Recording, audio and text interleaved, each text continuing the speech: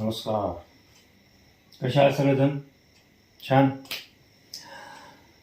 मित्रांनो, मी आज तुम्हा सगळ्यांना बोलवण्याचं कारण ॲज यू नो की यावर्षी आपली कंपनी खूप मोठ्या प्रॉफिटमध्ये आहे आणि याकरताच मला तुम्हाला एक गोष्ट सांगायची होती. हे फक्त माझ्या एकट्याचं काही काम नाही, हे सगळं टीमवर्क आहे ऑफकोर्स. तर यावर्षी दिवाळीमध्ये मी असं निर्णय घेतला आहे की आपल्या प्रत्येक स्टाफला आपल्या कंपनीकडून एक बाईक देण्यात येईल. दॅट्स गुड न्यूज ना.